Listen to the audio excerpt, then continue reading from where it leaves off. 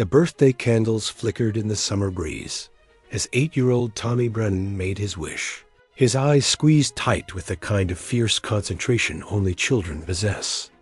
Around him, 23 other kids from his third-grade class cheered and clapped, their voices carrying across the Brennan family's sprawling backyard in Millbrook Heights. Sarah Brennan watched from the kitchen window, a tired smile crossing her face as she balanced baby Emma on her hip. It was the perfect birthday party, exactly what Tommy had wanted. That was the last time anyone saw Tommy alive. Detective Marcus Chun had worked missing persons cases for 15 years, but the Brennan case still haunted him. The boy had simply vanished between the time the birthday cake was served and when his father, Robert Brennan, called everyone in for presents. 23 children, 12 parents, and 4 family members had been questioned extensively. Security cameras from neighboring houses showed nothing. The police dogs lost his scent at the property line. Tommy Brennan had disappeared as completely as if he'd never existed at all. 11 years later, Chun was 3 months from retirement when the call came in. Officer Janet Reyes' voice crackled through his radio as he sat in his patrol car outside Morrison Elementary, watching kids stream out for summer vacation. Detective Chun, you need to get down to the old Sweetland Ice Cream Depot on Industrial Boulevard. We've got something you're going to want to see. The abandoned Sweetland Ice Cream Factory had been a local landmark for decades before closing down 8 years ago when the company went bankrupt. The main building had been demolished last year, but several old delivery trucks remained scattered across the lot like forgotten toys. Chun arrived to find Reyes standing beside a rusted white truck with the faded Sweetland logo barely visible. On its side, Urban Explorers called it in, Reyes explained, leading him to the truck's rear compartment. Bunch of teenagers looking for a place to party. They found this inside the truck's cargo area, carved deep into the metal wall with what looked like a nail or piece of sharp metal, were the words, "Tommy Brennan was here 2013. Chun felt his coffee turn to acid in his stomach. The carving was crude but deliberate, the letters uneven as if made by someone young or under duress. Below it, scratched in a different, shakier hand, were tally marks, hundreds of them, organized in groups of 5. Get me everything, Chun said quietly. Crime scene techs, forensics, the works. And call in Detective Morrison from Cold Cases. We're reopening the Brennan file. The Brennan family had never recovered from Tommy's disappearance. Robert Brennan, once a successful architect, had spent their savings hiring private investigators and following false leads. Sarah had suffered a complete breakdown 2 years after Tommy vanished, spending 6 months in a psychiatric facility. Their marriage hadn't survived the strain. They'd divorced when Tommy would have been 12. Sarah now lived in a small apartment across town, working part-time at a dental office and struggling with anxiety that kept her indoors most days. Robert had remarried a woman named Linda, who tried her best to be a mother to Emma, now 19 and away at college. Emma Brennan got the call at her dorm room at State University. She was studying for her psychology final when her phone buzzed with her father's number. "Emma, honey, you need to sit down." Robert's voice was strained in a way she hadn't heard since the early days after Tommy disappeared. "The police found something. They think Tommy might have been alive for a while after he was taken." The words hit her like a physical blow. For 11 years, Emma had constructed her life around the absence of her brother. She'd been 9 when it happened, old enough to understand that Tommy was gone, but young enough to harbor secret fantasies that he'd walk through the front door one day, apologizing for being late. As she grew older, those fantasies had hardened into a protective shell of acceptance. Tommy was dead, had been dead for 11 years. It was the only way she could function. But if he'd been alive, if he'd been somewhere carving his name into the wall of a truck marking days like a prisoner. Emma was on the next bus home. Detective Angela Morrison had taken over the Cold Cases Division 3 years ago, specifically because she'd never forgotten the Brennan case. She'd been a rookie patrol officer when Tommy disappeared, one of the dozens of officers who'd searched the woods behind the Brennan house until their flashlights died. She'd watched Sarah Brennan's face crumble as each day passed without answers. Some cases you could file away and forget. Others lived under your skin like splinters. The ice cream truck had been moved to the police evidence bay, where Morrison and Chun examined every inch of the cargo compartment under harsh fluorescent lights. The forensics team had found trace amounts of blood, not enough for DNA typing with 2013 technology, but promising for current standards. They'd also found something else, a small hole in the truck's floor, just big enough for a child to see out. He was watching, Morrison said, running her finger around the hole's edge. Someone kept him in here, and he could see out. That's how he knew where he was, how he knew to carve his name.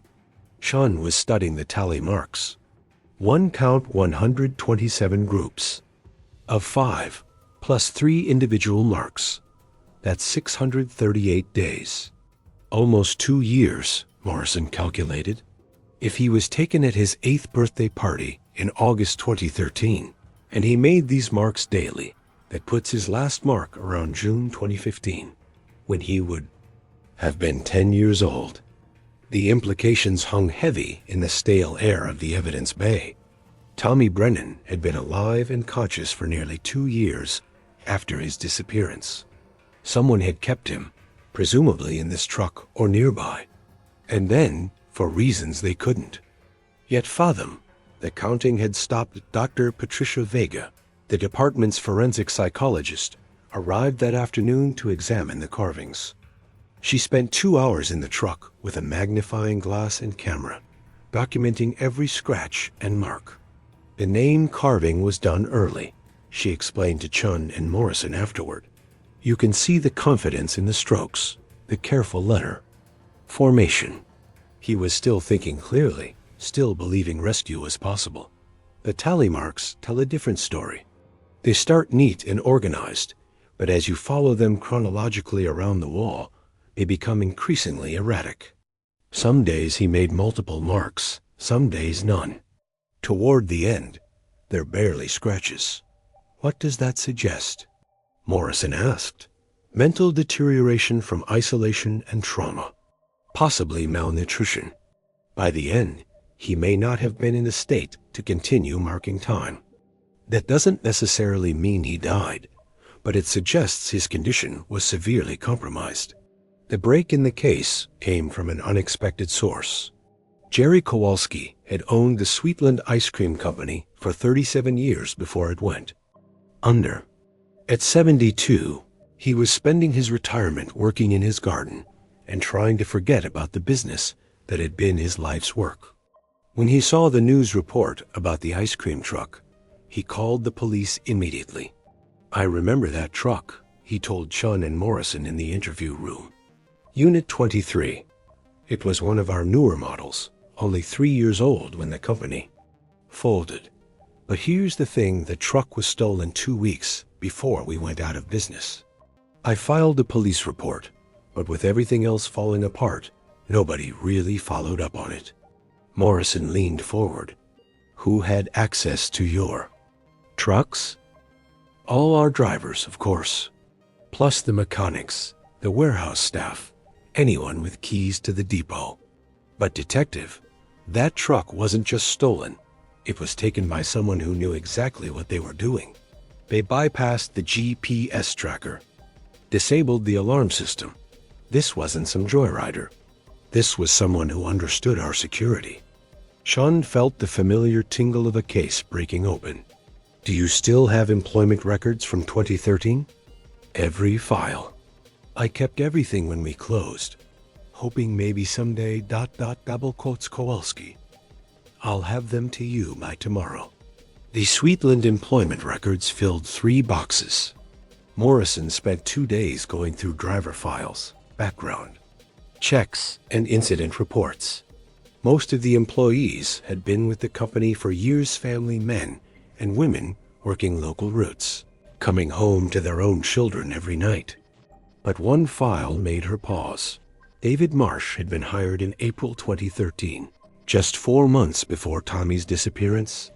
His application listed previous employment with ice cream companies and 3 other states' companies that Morrison's research showed had all experienced unusual numbers of child disappearances during Marsh's tenure. His background check had come back clean, but Morrison noticed that all his references were from companies that had since gone out of business. Most interesting was Marsh's route assignment. He'd been given the Millbrook Heights neighborhood Tommy Brennan's neighborhood every Tuesday and Saturday during the summer of 2013. He would have seen Tommy, Morrison told Chun as they studied Marsh's file. Would have watched him, learned his routines. August 15, 2013 was a Saturday. Marsh would have been working the neighborhood that day. The address on Marsh's application led to a rundown apartment complex on the south side of town. The current landlord, Mrs. Chun, no relation to the detective, remembered David Marsh clearly. Quiet man, kept to himself, she said, adjusting her thick glasses. Paid rent in cash, never caused trouble. But there was something off about him. You know, he had this way of watching the children in the complex. Never did anything inappropriate that I could prove, but mothers started keeping their kids inside when he was around. When did he move out? Morrison asked. That's the strange thing. He paid rent through December 2015, but I never saw him after June that year. Finally went into his apartment in January 2016 to see what was what. Everything was still there, clothes, furniture, even food in the refrigerator. Like he'd just vanished. Chun and Morrison exchanged glances. June 2015, right around the time the tally marks in the truck stopped. Marsh's abandoned apartment had been re-rented long ago, but Mrs. Chun had kept some of his belongings in storage, thinking he might return.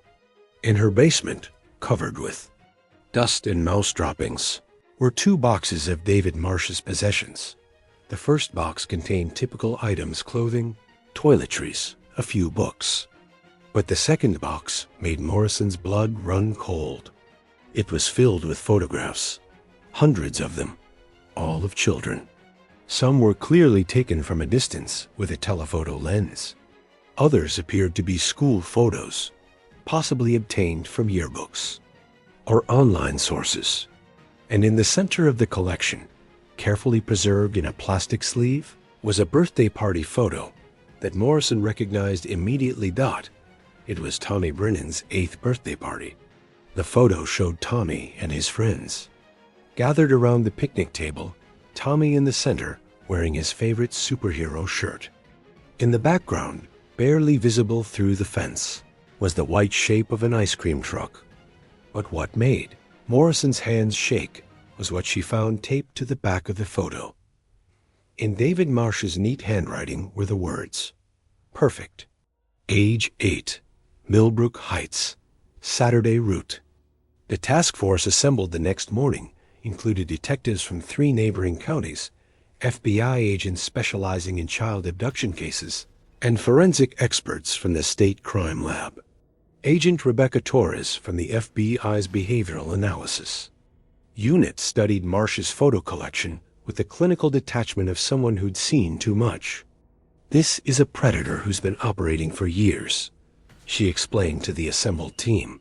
"The geographic spread of his employment history, the pattern of disappearances, the methodical documentation. This isn't opportunistic.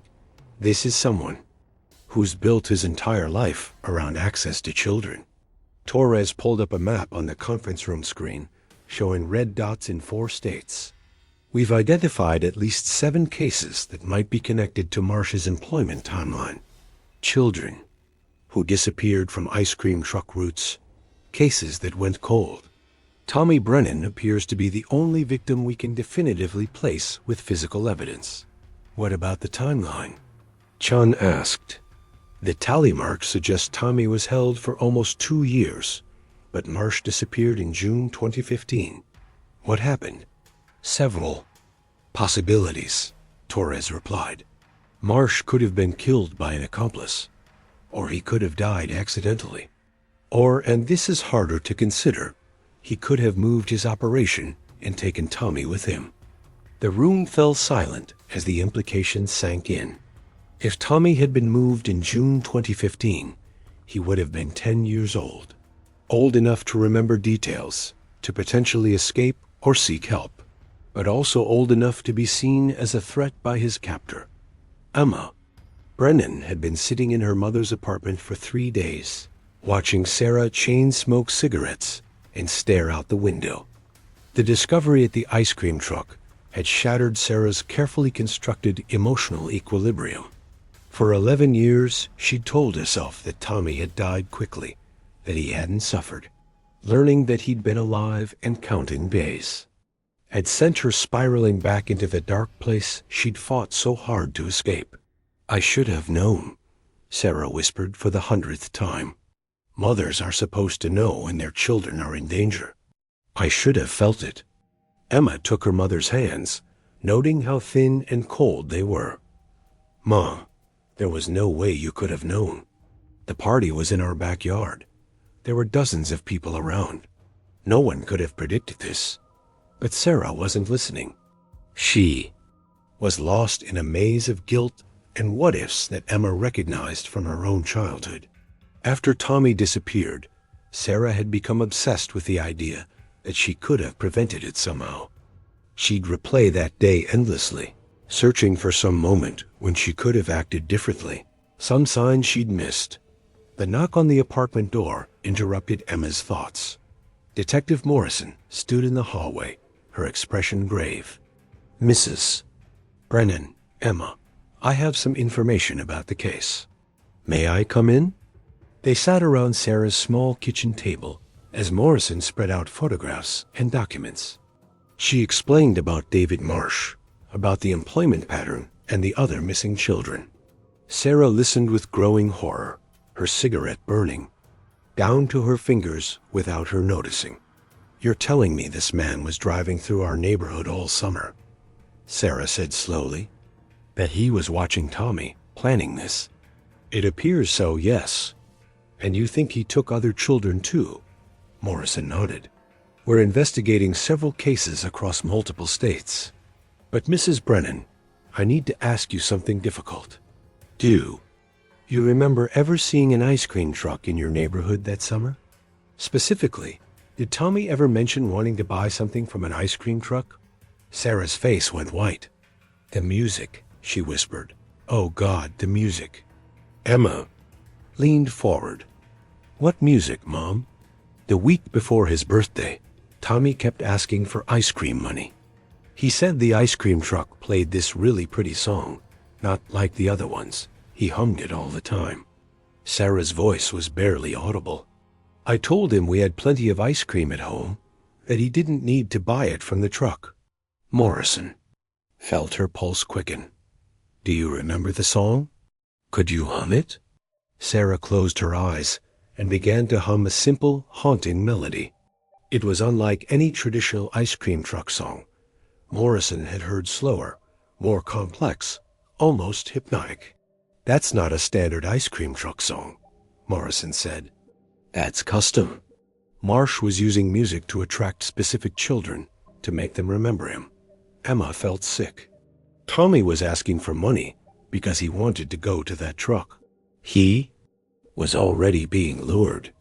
The breakthrough came when the FBI ran David Marsh's fingerprints through their national database.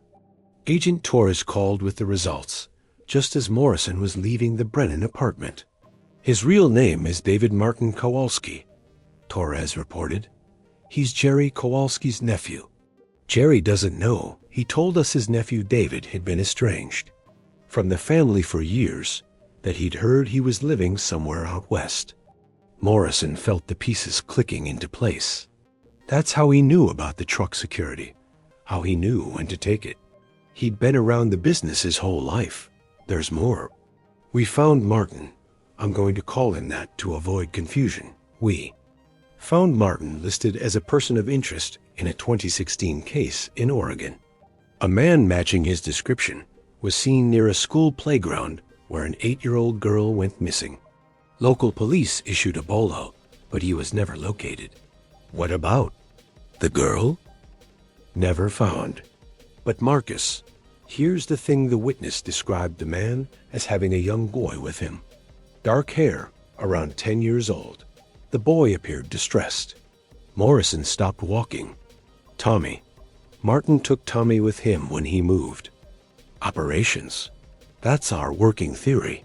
We're coordinating with Oregon State Police to re-examine that case. And Marcus? There's something else. We found a storage unit rented under one of Martin's aliases in Eugene, Oregon. Local police are getting a warrant now. The storage unit in Eugene contained a carefully organized archive of David Martin's crimes. File folders labeled with children's names and dates. Maps marking hunting grounds and escape routes. And most chilling of all, a detailed journal documenting his methods and psychology. Agent Torres read excerpts to the task force over speakerphone. The key is patience. Children remember kindness. I gave Tommy ice cream 3 times before taking him. Each time I was gentle, interested in his life. By the 4th encounter, he trusted me enough to approach the truck alone. Day 45.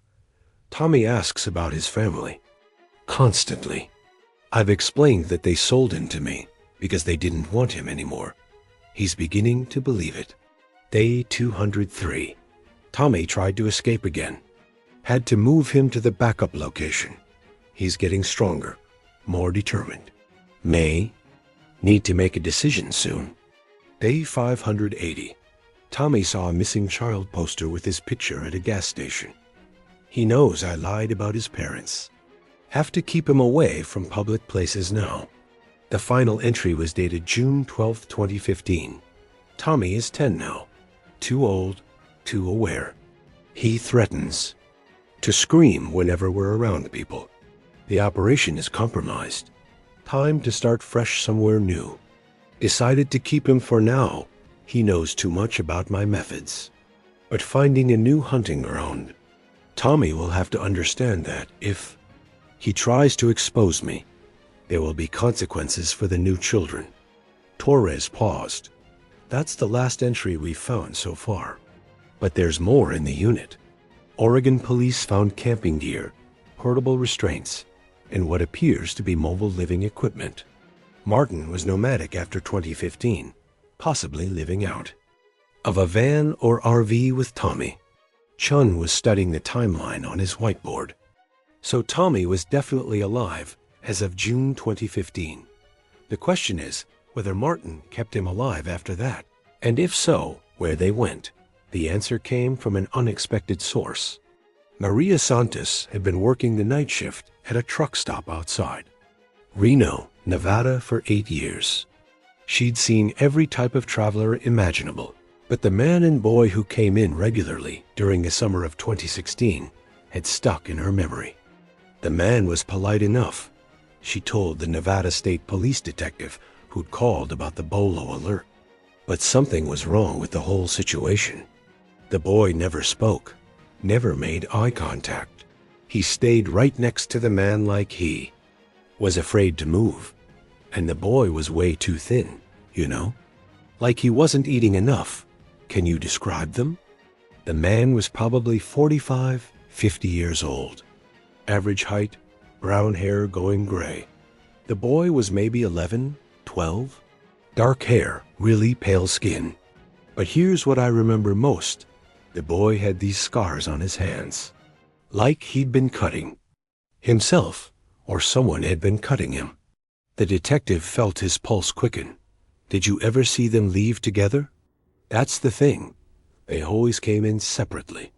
The man would buy gas and food, then he'd leave. 5, 10 minutes later, the boy would come in. He'd go straight to the bathroom, and when he came out, he'd take one of those missing child flyers from by the register. Every time. I thought it was weird, but I didn't want to get involved, you know? Did you see what he did with the flyers? He'd fold them up real small and stick them in his shoe. I only noticed because I was watching him, trying to figure out what was going on. A Nevada detective felt his throat tighten. Ma'am, did you happen to keep any security footage from that time period? We keep everything for 2 years, then recycle the drives. But that was 2016. So wait. Wait, let me check something. Maria put the phone down, and the detective could hear her moving around, opening drawers. When she came back, her voice was excited. Detective, I think I might have something. I found this DVD in my desk drawer. It's labeled Weird Kid, July 2016. I think I copied some footage because the whole situation bothered me so much. 2 hours later, the detective was watching grainy security footage on his computer screen. The timestamp read July 15th, 2016, 3:22 a.m. A man matching Martin's description entered the truck stop convenience store, purchased gas and supplies, and left. 11 minutes later, a thin boy with dark hair entered. The detective watched as the boy went to the bathroom, then walked to the rack of missing child flyers near the register. The boy's face was turned away from the camera, but when he reached for a flyer, the detective could clearly see his profile dot. It was Tommy Brennan. 11 years old, thinner and paler than in his birthday photos, but unmistakably alive. The detective immediately called the FBI task force. Within hours, agents were on planes to Nevada. The truck stop became a command center as investigators tried to track Martin and Tommy's movements from July 2016. Maria Santos proved to be an invaluable witness.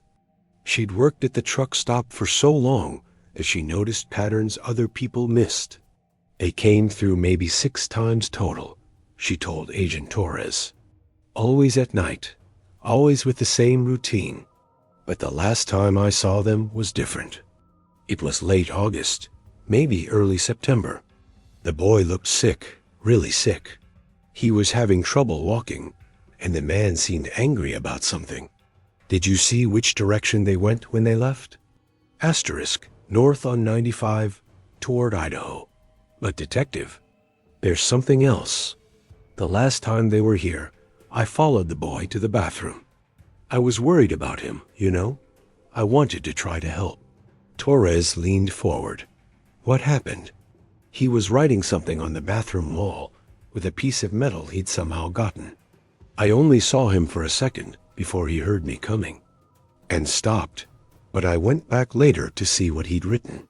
What did it say? Maria's eyes filled with tears. It said, Tommy Brennan still alive. Help me. The bathroom wall at the truck stop had been painted over several times since 2016. But forensic specialists were able to detect trace impressions of Tommy's message using specialized lighting and chemical analysis. Below his plea for help, they found something else. GPS coordinates, scratched in numbers so small they were almost invisible. The coordinates led to a remote campground in the Sawtooth National Forest in Idaho. When Forest Service rangers arrived at the location, they found the remnants of a long-term campsite, fire rings, buried garbage, and tire tracks from a large vehicle. Hidden under a pile of rocks, they discovered a small metal box containing items that made the hardest veteran rangers weep. Inside the box were drawings, made by a child's hand. Crude sketches of a house with stick figure family members labeled Mom, Dad, and Emma. A self-portrait showing a boy with tears on his face. And most heartbreaking of all, a birthday calendar where Tommy had continued marking off days, apparently hoping to celebrate his future birthdays with his family. The calendar stopped on March 8, 2017, Tommy's 12th birthday. Agent Torres studied the evidence, spread across the command table in Boise. The timeline suggests Martin and Tommy were in this area from late 2016 through early 2017. The buried box indicates Tommy was planning for a future, still hoping for rescue. But something happened around his 12th birthday. The local sheriff, a weathered man named Bill Crawford, who'd worked these mountains for 25 years, studied the topographical maps with the federal agents. "This area's got dozens of old mining shafts and caves," Crawford explained. "If someone wanted to hide something permanent there's plenty of places it'd never be found.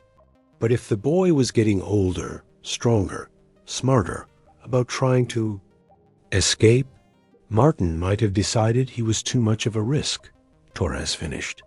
"The question is whether he killed Tommy or moved him again." The answer came from an elk hunter named Pete Williamson, who'd been following the case on the news. Pete had been hunting the Sawtooth region for 15 years, and something about the campsite location nagged at his memory. "I remember that. Spring 2017, he told Sheriff Crawford over the phone. "I was up there in March, scouting for elk sign.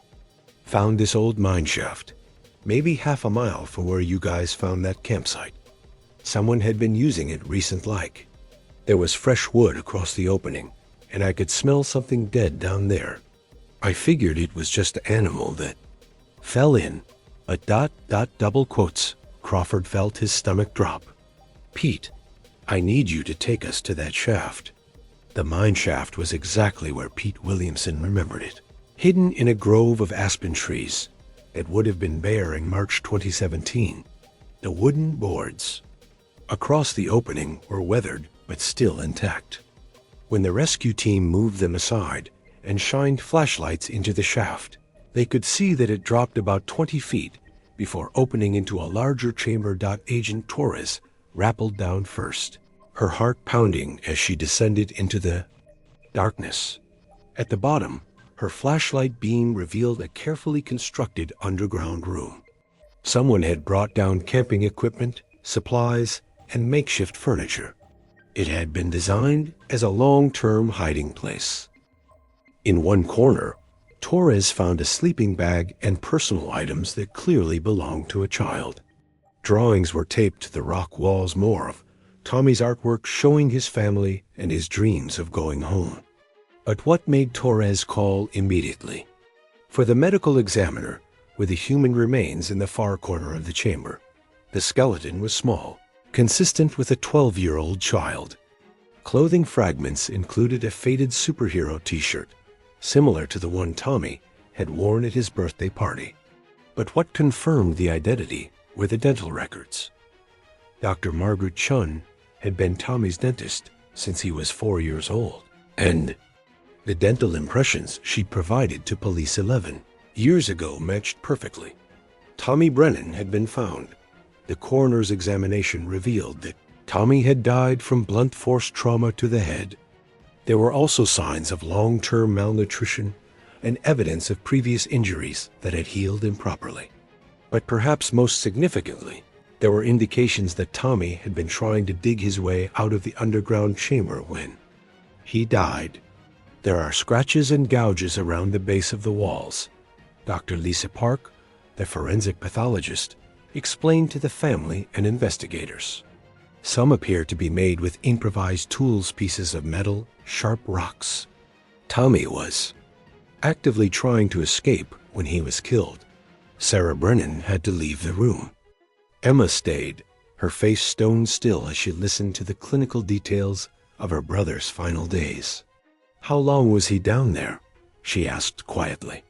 "Based on the evidence, probably several months. The chamber was well supplied with food and water, suggesting Martin intended this to be a long-term arrangement. But as Tommy got older and stronger, his escape attempts became more sophisticated and persistent. Martin likely killed him to prevent a successful breakout." Robert Brennan spoke for the first time since arriving at the sheriff's office. Where is Martin now? That was the question that haunted everyone. David Martin had vanished completely. After Tommy's death in March 2017, there had been no credit card activity, no employment records, no official sightings. The FBI had issued national alerts, But Martin seemed to have disappeared as thoroughly as Tommy once had. Agent Torres had a theory. Martin's entire identity was built around his crimes. With Tommy dead and his operation exposed, he may have decided to disappear permanently. He could have changed his appearance, moved to a new region, maybe even left the country. Or he could be dead, Detective Morrison added. Living that far off the grid, in remote areas, plenty of ways for someone to die and never be found. Emma stood up abruptly. I want to see where Tommy was kept. Everyone in the room looked at her in surprise. Dr. Park started to object. Miss Brennan, I don't think that's advisable. The scene is quite disturbing. My brother spent the last months of his life down there, Emma said firmly. I need to see it. I need to understand what he went through. Sheriff Crawford nodded slowly. I'll take you down myself, miss. But you should know, it's going to be hard to see. The descent to the mine shaft was the longest 20 feet of Emma's life. At the bottom, she stood in the chamber where Tommy had lived and died, her flashlight beam moving across his drawings on the walls. The stick figure family he'd drawn showed him standing between his parents and sister, all of them smiling. In another drawing, they were having a birthday party with a cake and presents. He never stopped believing he'd come home, Emma whispered Dutch Sheriff.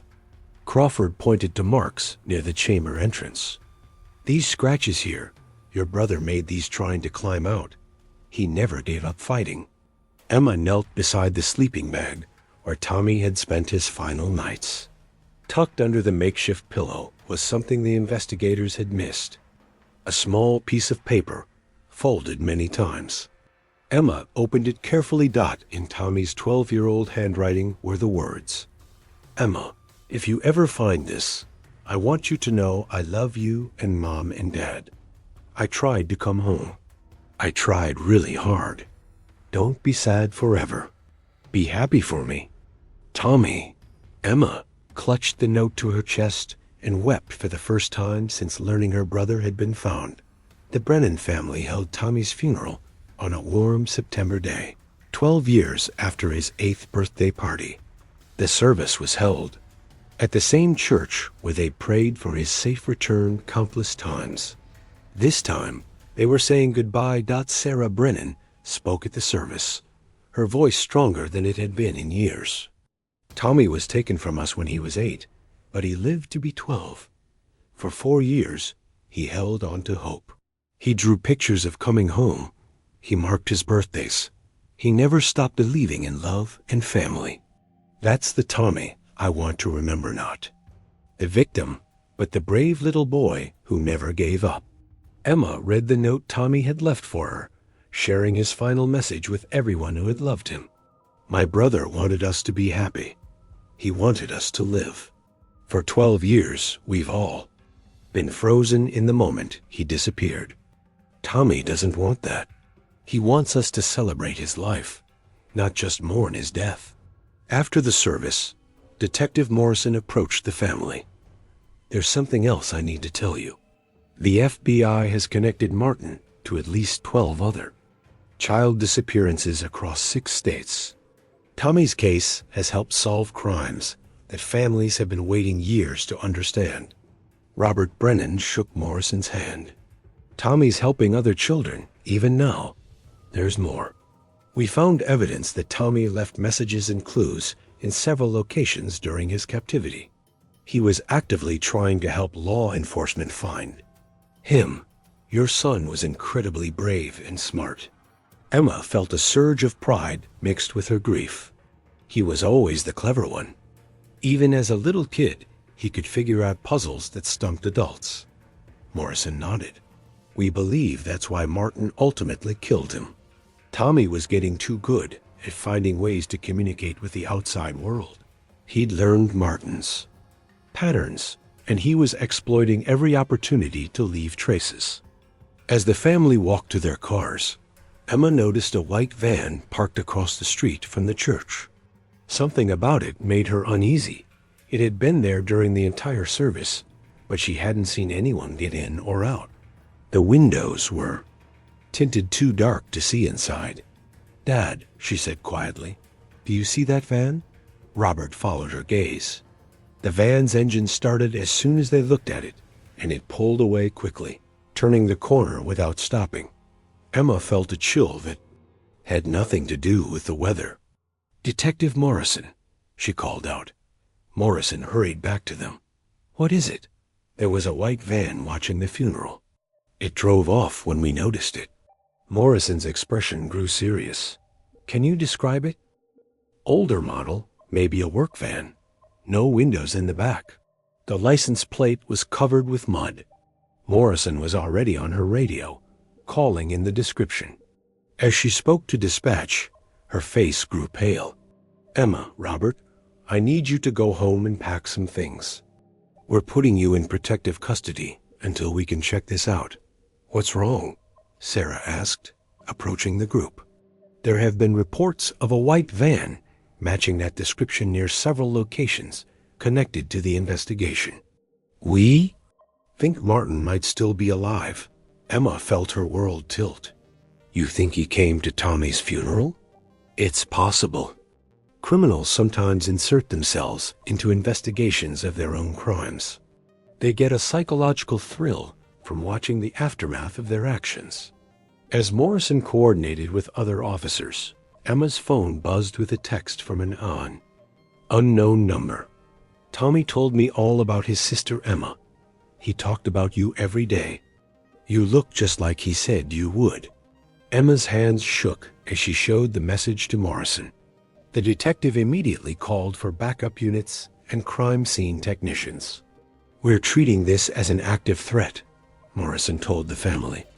"Martin has demonstrated that he's willing to kill to protect himself. If he's here, if he's watching the family, we have to assume you're all in danger." The protective custody lasted 3 weeks. Emma, Sarah, and Robert were moved to a safe house outside the city, while the FBI and local police coordinated a massive manhunt. The white van was spotted twice more, once near Emma's college campus and once outside Sarah's apartment building. Each time, it disappeared before officers could respond.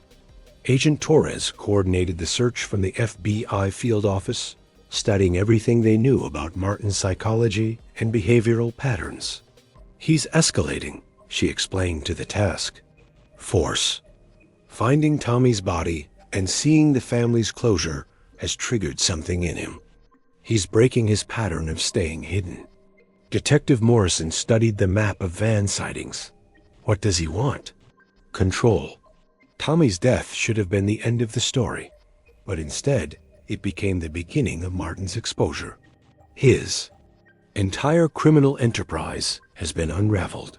The family has closure. Other victims' families are getting answers, and he's being hunted. This isn't how his story was supposed to end. Dr. Patricia Vega, the forensic psychologist, had been analyzing Martin's journal entries and behavioral patterns. There's something else. In his writings about Tommy, Martin developed what appears to be a genuine emotional attachment. Not healthy or appropriate, but real within his distorted worldview. He may see the family's grieving process as a betrayal of that relationship. "Meaning what, exactly?" Morrison asked. "He may believe he has a right to be part of Tommy's story, to insert himself into the family's healing process. The funeral, the media coverage, the closure, he may see it as incomplete without his participation." The break came from an unexpected source. Maintenance worker Luis Rodriguez had been cleaning the church after Tommy's funeral when he found something unusual. Tucked behind a loose brick near the entrance was a small metal container, the kind used for geocaching.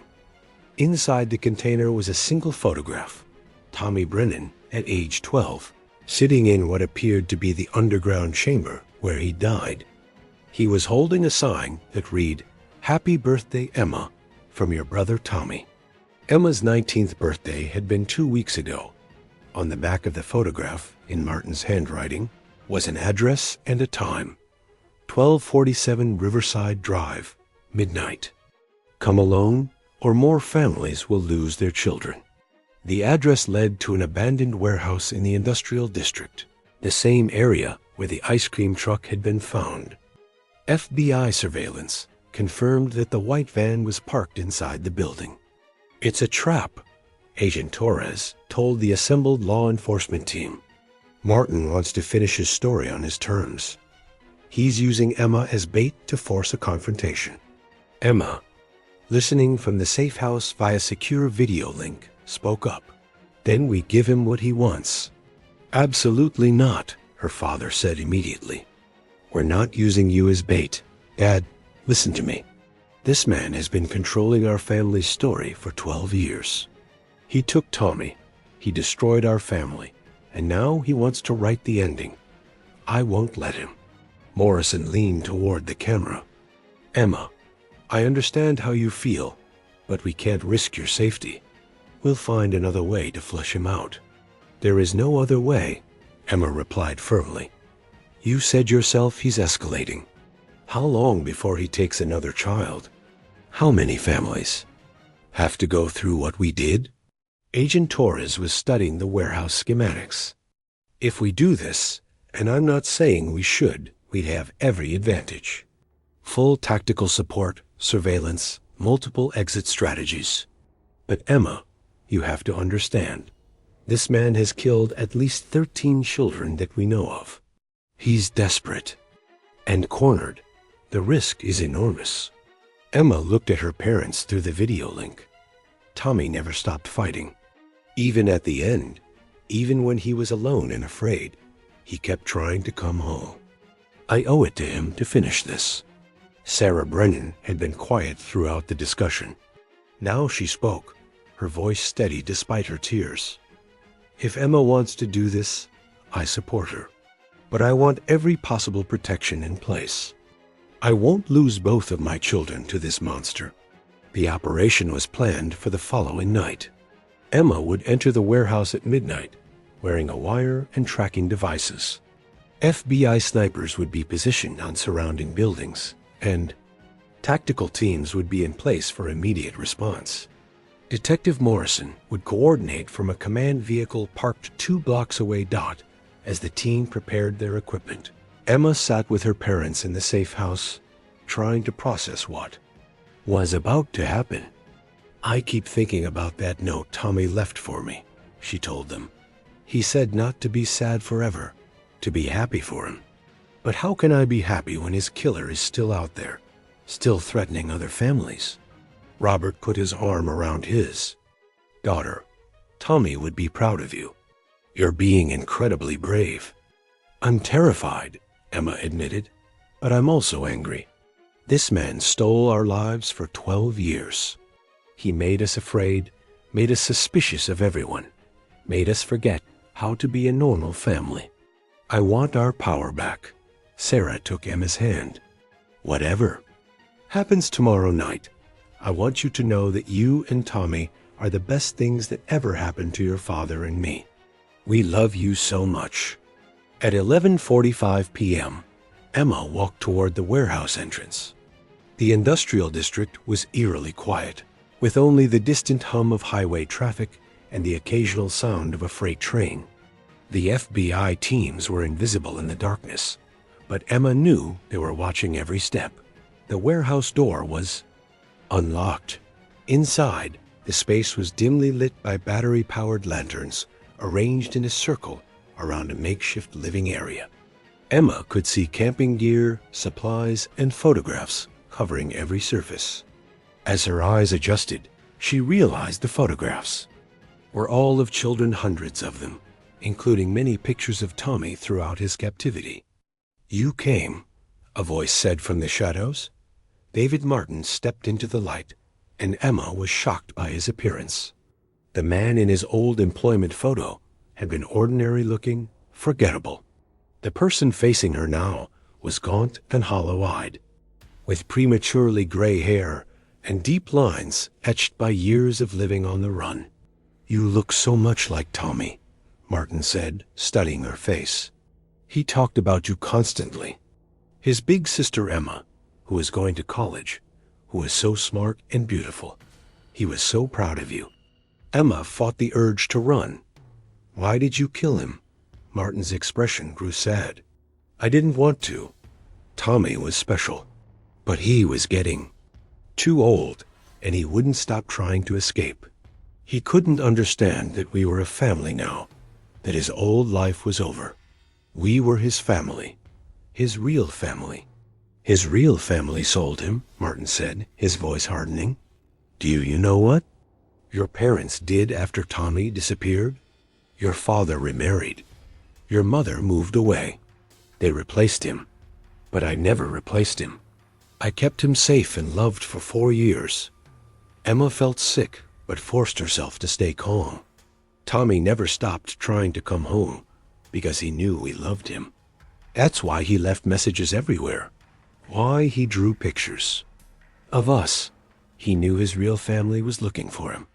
Martin pulled out a knife, and Emma heard her FBI handler's voice crackle in her earpiece. "Emma, get down. Snipers have a shot." But Emma remained standing. "What do you want from me?" "I want you to understand," Martin said desperately. "I want someone to know that I loved him, that I took care of him, that his last years weren't just suffering. Then tell me, help me understand." Martin's grip on the knife loosened slightly. Tommy was so smart. Every day, he would ask me questions about the world, about science and history. I taught him things his school never would have. We read books. Together, we explored the wilderness. For 4 years, I was the father he needed. Emma's earpiece crackled again, tactical teams moving into position. "If you loved him," Emma said carefully, "why didn't you let him contact us? Why didn't you let him know we were looking for him? Because you would have taken him away." Martin's voice rose to a shout. "You would have filled his head with lies about me, made him forget the good times we had. I was protecting him from that." "Tommy left me a note," Emma said, pulling the folded paper from her pocket. "Do you want to know what he said?" Martin stared at the paper, his expression shifting between anger and curiosity. "He said he loved us. He said he tried to come home. And he said he wanted us to be happy." Emma took a small step forward. "Tommy forgave us for not finding him sooner. Can you forgive us too?" For a moment, Martin's face crumpled with genuine emotion. He was such a good boy, so brave, so determined. Even at the end, he was trying to dig his way out of that chamber. "He never gave up hope, because we taught him to never give up," Emma said softly. "That's what families do. We give each other hope." Martin looked around at the photographs covering the warehouse walls. "I thought if I could just explain, if I could make people understand that I wasn't a monster. You can still do that," Emma said. "You can surrender peacefully. You can tell investigators about the other children, help their families get closure. You can choose how this story ends." Martin was quiet for a long moment, staring at the knife in his hand. Then he looked up at Emma with something like relief in his eyes. "Tommy used to say that when people die, they go to a place where their families are waiting for them. Do you think that's true?" "I think Tommy is somewhere safe now," Emma replied. "Somewhere he's not afraid anymore." Martin nodded slowly and set the knife on the ground. "Tell them I'm sorry. Tell them I never meant for any of this to happen." Before Emma could respond, Martin pulled a gun from his jacket and pressed it to his temple. "No." Emma screamed, but it was too late. The gunshot echoed through the warehouse as FBI tactical teams burst through the entrances. Emma collapsed to her knees, shaking uncontrollably as agents secured the scene around her. David Martin's suicide note, found in his jacket pocket, contained confessions to 17 child abductions across 8 states, along with locations where investigators might find additional evidence. But perhaps more importantly, it contained detailed information about each victim's personality, their hopes and fears, and the moments of joy he'd shared with them. He wasn't trying to justify his crimes, Dr. Vega explained to the Brennan family. Later, in his own twisted way, he was trying to ensure that these children would be remembered as individuals, not just as victims. The note also contained a message specifically for Emma. Your brother talked about you every day. He said you were going to change the world someday. He would be proud of the woman you've become. 1 year later, Emma Brennan stood before a congressional committee, testifying in support of new legislation to improve coordination between law enforcement agencies in child abduction cases. The Tommy Brennan Act would create a national database of missing children and standardize protocols for multi-state investigations. My brother Tommy was failed by a system that wasn't designed to handle cases that cross state lines, Emma told the committee. David Martin was able to operate for years because no one was connecting the dots between his crimes in different states. Tommy's case helped solve 13 other disappearances, but only because my brother was brave enough to leave clues and evidence wherever he was held. Sarah Brennan sat in the gallery, watching her daughter with pride. The past year had been difficult for their family, but it had also been healing. Sarah had returned to therapy and was slowly rebuilding her life. Robert and Linda had established a foundation to support families of missing children. And Emma had changed her major to criminal justice, determined to help other families avoid the years of uncertainty they'd endured. After the hearing, Emma drove to Millbrook Heights Cemetery, where Tommy was buried under a headstone that read, Tommy Brennan, beloved, son and brother, he never stopped fighting. Emma sat beside the grave and pulled out her phone, scrolling through text messages from other families whose cases had been solved thanks to evidence found in Martin's belongings. Children who had been missing for years were finally being laid to rest. Parents who had waited decades for answers finally had closure. We did it, Tommy, she said quietly. We finished the story. A warm breeze stirred the flowers on Tommy's grave, and for just a moment, Emma could swear the faint sound of a child's laughter carried on the wind. Detective Morrison, now retired, stopped by the cemetery once a month to visit Tommy's grave. She'd worked hundreds of cases in her career, but the Brennan case had changed her understanding of what justice really meant. It wasn't just about catching criminal. It was about giving families the tools to heal. As she placed fresh flowers on Tommy's headstone, Morrison thought about the conversation she'd had with Emma the week before. Emma was graduating from the police academy next month, specializing in child crimes investigation. She'd already been accepted into the FBI's training program. Tommy would be 24 today, Morrison said aloud. But in a way, he's still 8 years old, still fighting to come home. And Emma's making sure he never has to fight alone. The Brennan case had officially been closed for over a year, but its impact continued to ripple through law enforcement agencies across the country. Training protocols had been updated, communication systems had been improved, and most importantly, investigators had been reminded that behind every missing child case was a family whose world had been shattered. Emma often wondered what Tommy would think of the changes his case had brought about. Would he be proud that his story had helped other children? Would he understand that his 4 years of captivity, horrible as they were, had ultimately saved other families from experiencing the same loss? She liked to think he would. Tommy had always been the kind of child who worried about others, who wanted to help whenever he could. Even in Martin's journal entries, there were references to Tommy asking about other missing children, wondering if they were safe. On the 10th anniversary of finding Tommy's body, the Brennan family established a scholarship program for children who had survived traumatic experiences and wanted to pursue careers in law enforcement or child advocacy. The first recipient was a 17-year-old girl named Maria Santos, the daughter of the truck stop worker who had tried to help Tommy during his captivity. My mother always regretted not doing more to help that boy, Maria said at the scholarship ceremony. She carried that guilt for years.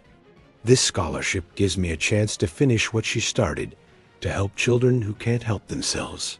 Emma, now a seasoned FBI agent specializing in child abduction cases, presented the award with tears in her eyes. Tommy's story doesn't end with his death, she told the audience. It continues every time someone chooses to help a child in danger. It continues every time we refuse to give up hope. It continues every time we remember that behind every missing child poster is a family who loves that child more than life itself. As the ceremony ended, Emma looked up at the late afternoon sky and thought about all the children who were still missing, all the families still waiting for answers. Tommy's case had solved 13 other disappearances, but there were thousands more children who needed advocates, needed someone to fight for them the way Tommy had fought to come home. The work wasn't finished. It might never be finished. But as long as there were people willing to stand up for children like Tommy, there was hope.